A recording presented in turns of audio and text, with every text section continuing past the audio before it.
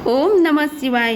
हर हर महादेव। नमस्कार दोस्तों, स्वागत है आप सभी को हमारे यूट्यूब चैनल पावरफुल हिंदू धर्म में। आज हम आप सभी को सावन मास में शिव महापुराण में कथा अध्याय 2 का रसपान कराएंगे। पहले अध्याय में हमने कथा अध्याय 1 का रसपान किया था, जिसमें वर्णन था पाप नाशक साधनों के विषय में प्रश्न। आइए रसपान कीजिए कथा अध्याय 2 का, जो आदि से लेकर अंत में है। नित्य मंगलमय है, जो आत्मा के स्वरूप को प्रकाशित करने वाले हैं, जिनके 5 मुख हैं और जो खेल खेल में जगत की रचना, पालन और संहार तथा अनुग्रह एवं तिरोभारूप 5 प्रबल कर्म करते हैं। उन सर्वश्रेष्ठ अजर अमर उमापति भगवान शंकर का मैं मन ही मन चिंतन करता हूँ। व्यास जी कहते हैं कि धर्म का महान क्षेत्र जहाँ गंगा यमुना का संगम है, उस पूर्णमय प्रयाग जो ब्रह्मलोक का मार्ग है, वहाँ एक बार महातेजस्वी महाभाग महात्मा मुनियों से विशाल का यज्ञ आयोजन किया। उस ज्ञान का यज्ञ समाचार सुनकर पौराणिक शिरोमणि व्यास जी के शिष्य श्री सूत जी वहाँ मुनियों के दर्शन के लिए आए। उत्तम बुद्धि वाले सूत जी, यदि आपका अनुग्रह हो तो गोपनीय होने पर भी आप शुभाशुभ तत्व का वर्णन करें, जिससे हमारी तृप्ति नहीं होती है और उसे सुनने की हमारी इच्छा ऐसे ही रहती है। कृपा कर उस विषय का वर्णन करें। और कलयुग आने पर मनुष्य पूर्ण कर्म से दूर होकर दुराचार में फंस जाएंगे, दूसरों की बुराई करेंगे, पराई स्त्रियों के प्रति आसक्त होंगे, हिंसा करेंगे, मूर्ख नास्तिक और पशु बुद्धि हो जाएंगे। सूची, कलयुग में वेद प्रतिपादित वर्ण आश्रम व्यवस्था नष्ट हो जाएगी। प्रत्येक वर्ण और आश्रम में रहने वाले अपने अपने धर्मों के आचरण का परित्याग कर विपरीत आचरण करने में सुख प्राप्ति करेंगे।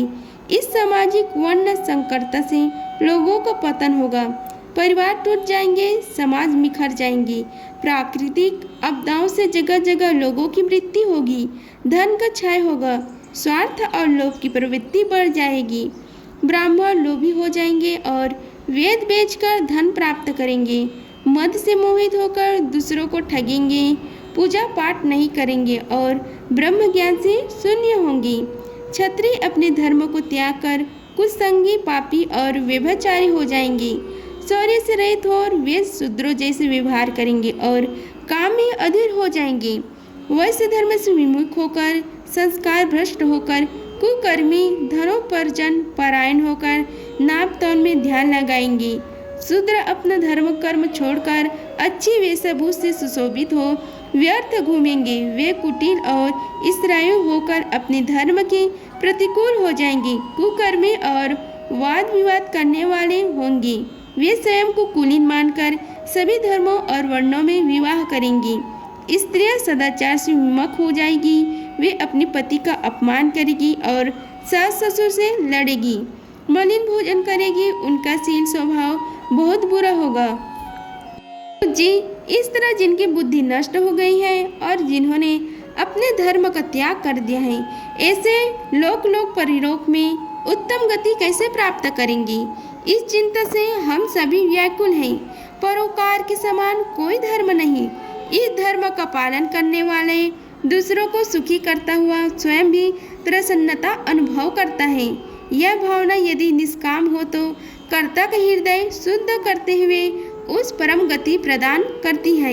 हे महामुने, आप समस्त सिद्धांतों के ज्ञाता हैं। कृपा कर कोई ऐसा उपाय बताइए जिससे इन सब के पापों का तत्काल नाश हो जाए। सनोक जी ने कहा, आप धन्य हैं सूत जी, आप परमार्थ तत्व की ज्ञाता हैं।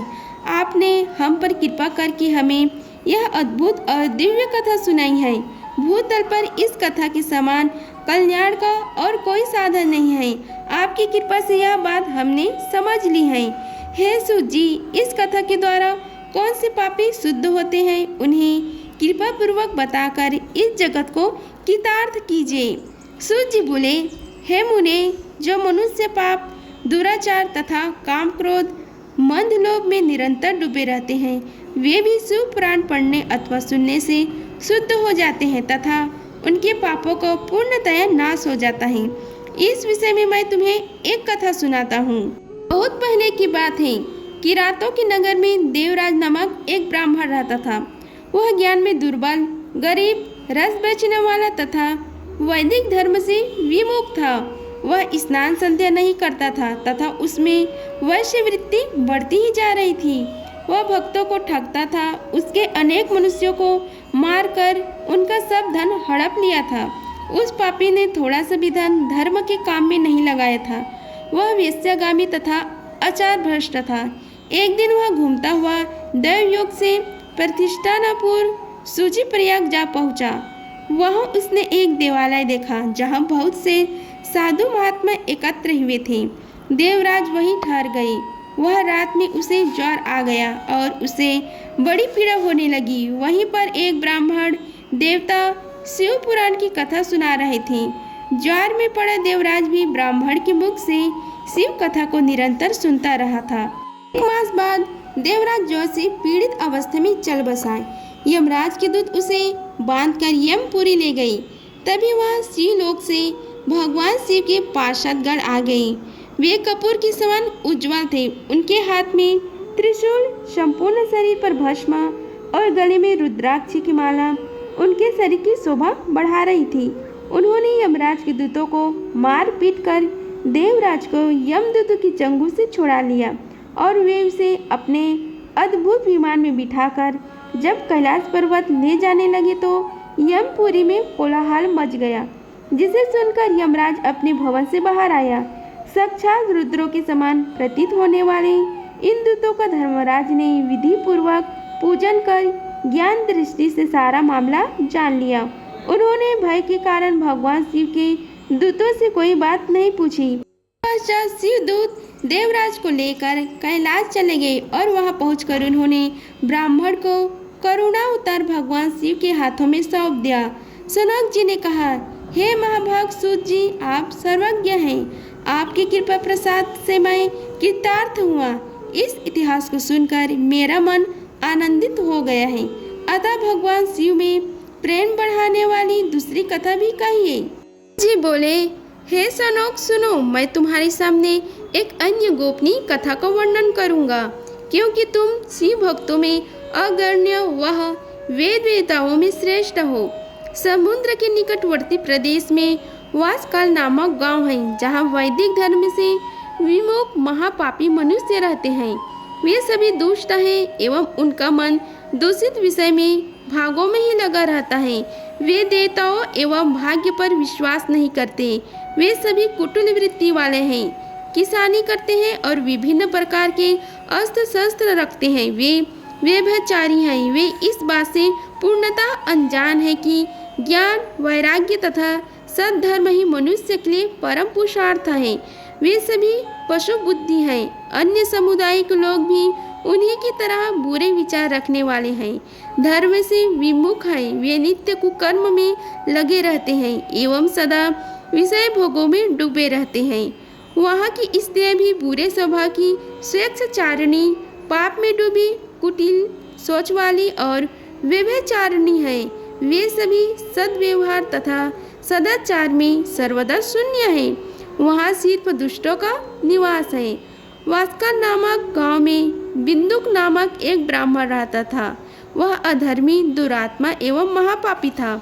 उसकी स्त्री बहुत सुंदर थी। उसका नाम चंचुला था। वह सदा उत्तम धर्म का पालन करती थी, परंतु बिंदुक वेश्यागामी था। इस तरह कुकर्म करते हुए बहुत समय व्यतीत हो गया। उसकी स्त्री काम से पीड़ित होने पर भी सर्वधर्म नाश के भय से क्लेश सहकर भी काफी समय तक धर्म भ्रष्ट नहीं हुई, परंतु आगे चलकर वह भी अपने दुराचारी पति के आचरण से प्रभावित होकर दुराचारिणी और अपने धर्म से विमुख हो गई। इस तरह दुराचार में डूबे हुए उन पति पत्नी का बहुत सा समय व्यतीत बीत गया। आगामी दूषित बुद्धि वाला वह दुष्ट ब्राह्मण बिंदुक समय अनुसार मृत्यु को प्राप्त हो नरक में चला गया। बहुत दिनों तक नरक के दुखों को भोग कर वह मूढ़ बुद्धि पापी विंध्य पर्वत पर भयंकर पिशाच हुआ। इधर उस दुराचारिणी बिंदु के मर जाने पर वह चंचुला नामक स्त्री बहुत समय तक पुत्रों के साथ अपने घर में रहती रही। पति की मृत्यु के बाद वह भी अपने धर्म से गिरकर पर पुरुषों का संगन करने लगी थी। सत्या विपत्ति में भी अपने धर्म का पालन करना नहीं छोड़ती। यही तो तप है। तप कठिन तो होता है, लेकिन इसका पालन मीठा होता है। विषय इस सत्य को नहीं जानता, इसलिए वह विषयों की विष फल का स्वाद लेते हुए भोग करता है। एक दिन दैवयोग से किसी पूर्ण पर्व के आने पर वह अपने भाइयों बंधुओं के साथ गोकर्ण क्षेत्र में गई। उसने तीर्थ के जल में स्नान किया एवं बंधुजनों के साथ यत्र तत्र घूमने लगी। घूमते घूमते वह एक देव मंदिर में गई। वहां उसने एक ब्राह्मण के मुख से भगवान शिव की परम पवित्र एवं मंगलकारी कथा सुनी। कथकवाचक ब्राह्मण कह रहे थे कि जो स्त्रियां व्यभिचारी करती हैं वे मरने के बाद यमलोक जाती हैं। तब यमराज के दूत उन्हें तरह तरह से यंत्रणा देते हैं। वे इसके कामंगों को तप्त लौह दंडों से दागते हैं। तप्त लौह की पुरुष से उसका संसर्ग कराते हैं। ये सारे दंड इतनी वेदना देने वाली होती हैं कि जीव पुकार पुकार कर कहता है कि अब वह ऐसा नहीं करेगा, लेकिन यमदूत उसे छोड़ते नहीं। कर्मों का फल तो सभी को भोगना पड़ता है। देव, ऋषि, मनुष्य सभी इससे बंधे हुए हैं। ब्राह्मण के मुख से यह वैराग्य बढ़ने वाली कथा सुनकर चंचुला भय से व्याकुल हो गई। कथा समाप्त होने पर सभी लोग वहां से चले गए। तब कथा बचाने वाले ब्राह्मण देवता से चंचुला ने कहा, हे ब्राह्मण, धर्म को जानने के कारण मेरे द्वारा बहुत बड़ा दुराचार हुआ है। हे स्वामी, मेरे ऊपर कृपा कर मेरे उद्धार कीजिए। आपके वचन को सुनकर मुझे इस संसार से वैराग्य हो गया है। मूर्ख बुद्धि चित्त वाली पापनी को धिक्कार है। मैं निंदा के योग्य हूँ। मैं बुरे विषय में फंसकर अपने धर्म से विमुख हो गई हूँ। मूर्ख चित्त वाली पापनी को धिक्कार है। मैं निंदा के योग्य हूँ। मैं बुरे विषय में फंसकर अपने धर्म से विमुख हो गई थी। कौन मुझ जैसे कुकर्मी में मन लगाने वाले पापनी का साथ देगा? जब यमदूत मेरे गले में फंदा डालकर मुझे बांध कर ले जाएंगे और नरक में मेरे शरीर के टुकड़े करेंगे, तब मैं कैसे उन महायातनाओं को सहन कर पाऊंगी? मैं सब प्रकार के नष्ट हो गई हूँ, क्योंकि अभी तक मैं हर तरह से पाप में डूबी रही हूँ। हे ब्राह्मण, आप मेरे गुरु हैं, आप ही मेरे माता पिता हैं। मैं आपकी शरण में आई हूँ। मुझ अबला का आप ही उद्धार कीजिए। सूत जी कहते हैं कि सौनक इस प्रकार विलाप करती हुई चंचुला ब्राह्मण देवता के चरणों में गिर पड़ी। तब ब्राह्मण ने उसे कृपा पूर्वक उठाया। आप सभी को हमारी वीडियो पसंद आई हो तो वीडियो को लाइक कीजिए, चैनल को सब्सक्राइब कीजिए और कमेंट बॉक्स में ओम नमः शिवाय लिखे। धन्यवाद। मिलते हैं अगले वीडियो में, तब तक के लिए हर हर महादेव।